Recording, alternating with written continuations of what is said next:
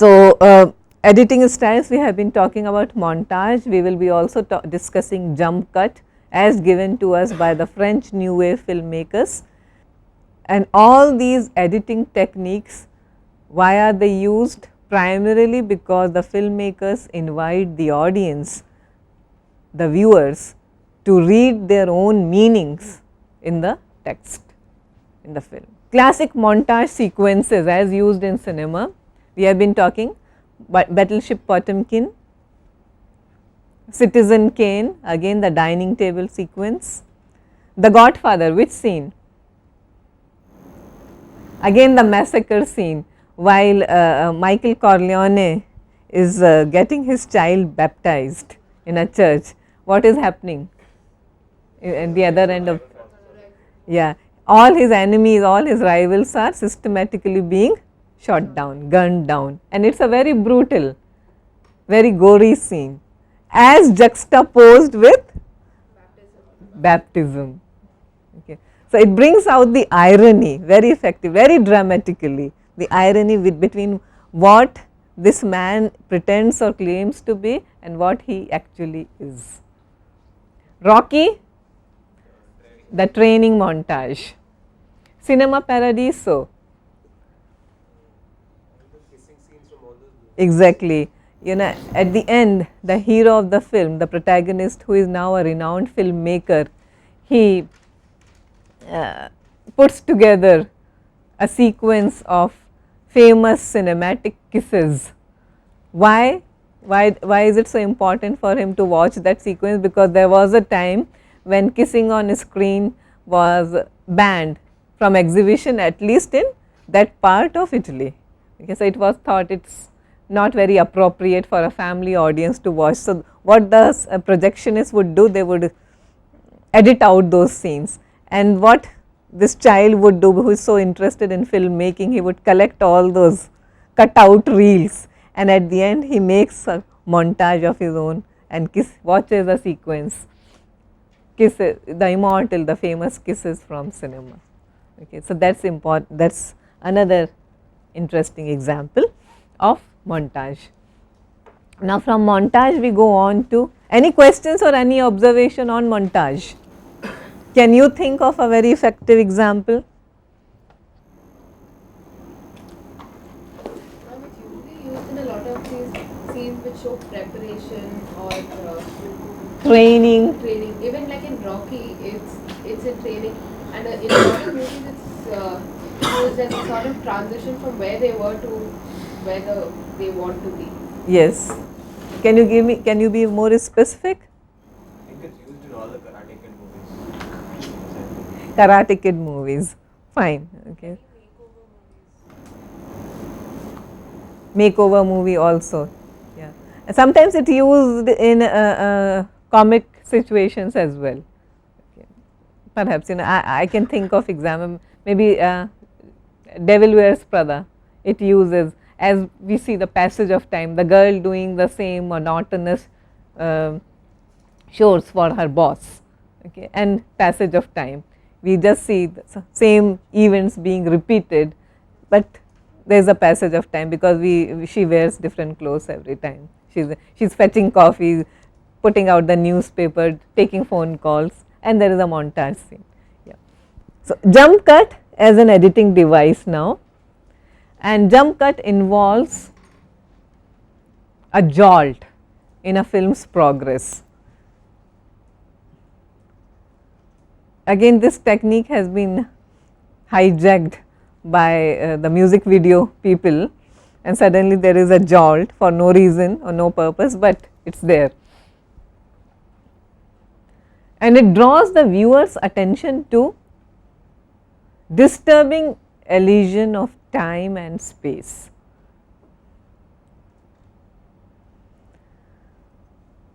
So, what happens is a film might cut abruptly from one location to the next without any attempt to employ those devices or matches of eye line that are essential for continuity. So, you need to know these concepts like eye line matching.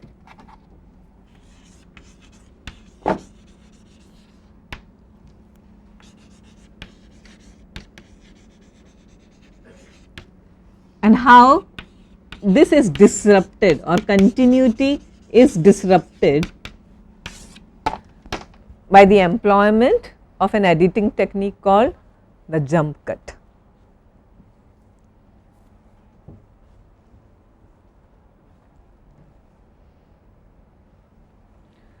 So, it was the French pioneer Georges Méliès, okay, who first recognized that a jump cut could generate magical or comic effects if the appearance of a subject film from a single vantage point was altered between shots. So, he is the man who is credited with introducing the concept of jump cut. Remember, Georges Méliès was almost a contemporary of the pioneers in filmmaking. Who were the pioneers in filmmaking? The which brothers? Lumiere brothers. Are you familiar with the name? These are the pioneers of cinema.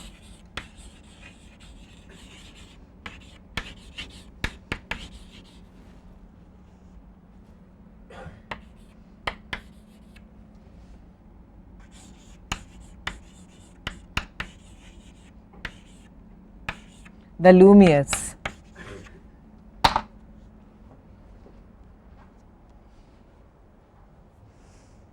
It is believed that the cinema of the Lumiere brothers, you remember which was the very first movie ever being shot? Arrival of a train at the railway station. It was a very linear kind of a narrative and very short, and their second great film was workers leaving the factory at the end of a day.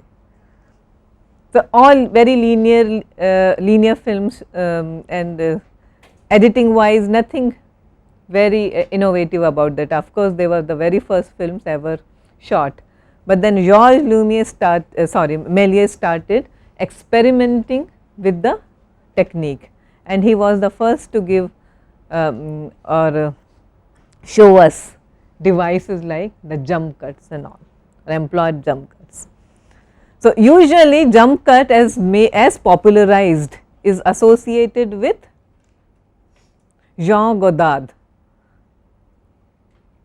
but he was not the first to use or think about the possibilities. It is just that he is the most popular person, most well known director to be associated with this technique.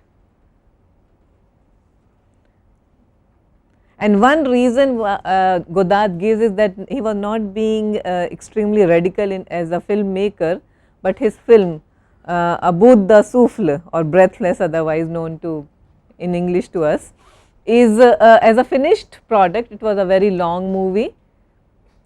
He wanted to edit out certain sequences and scenes.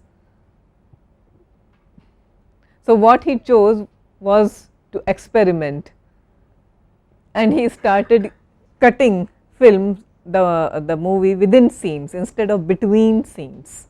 So, therefore, you have a very jagged, very edgy kind of an editing style.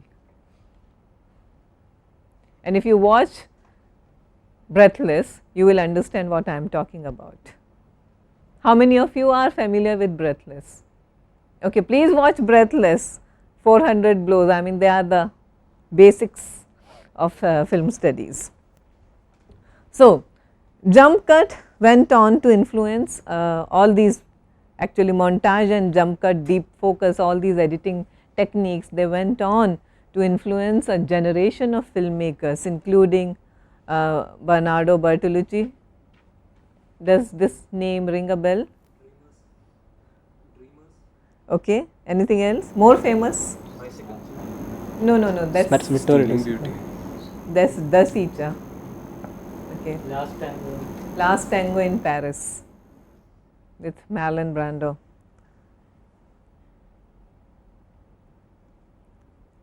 The Last Emperor. That's another Bertolucci movie. Scorsese often uses montage, zoom and jump cutting. So, any questions here before we proceed? Okay, Woody Allen, can you give me some example why he does that and when he does that?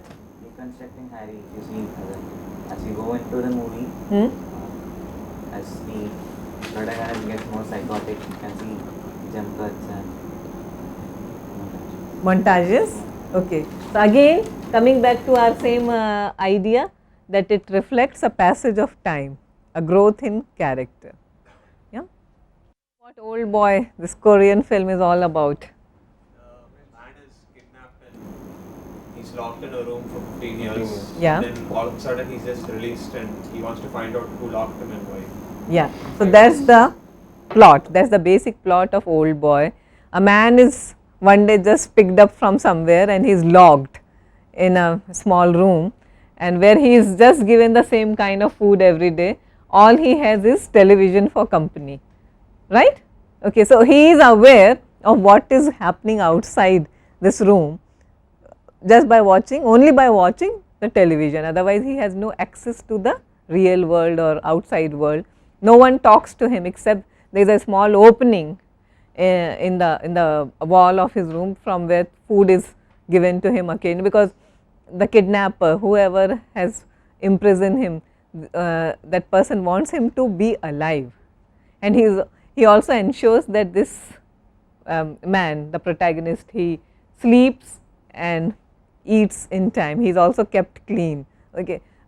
If you watch the movie, you will understand how, what are the things, but he spends 15 years of his life in that in that so called forced kind of exile or imprisonment call, and then he decides to free himself, but he does not. Okay. It is the person who has actually kidnapped him, he releases him, he controls the entire proceedings.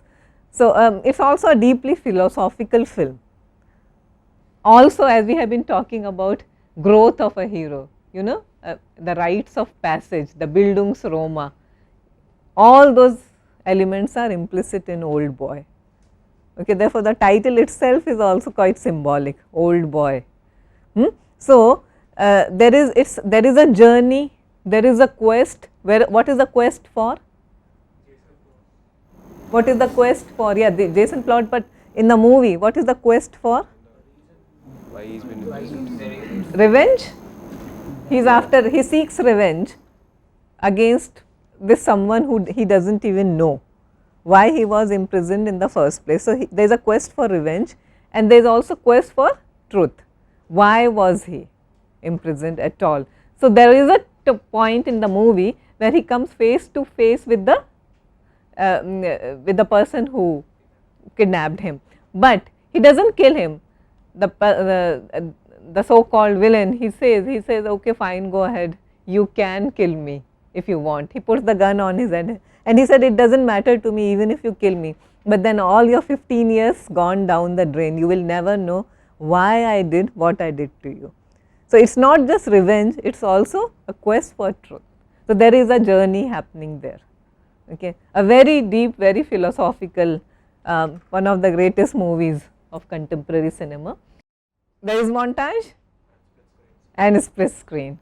Okay. Split screen is very obvious, and what role does montage play here?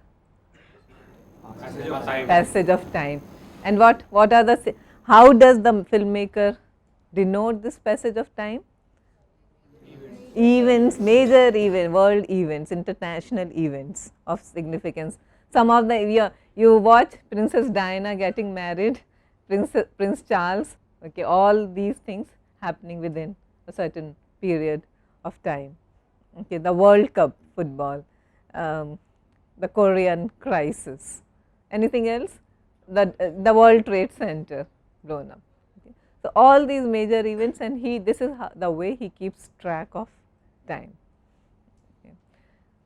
Any other comments you would like to make about montage?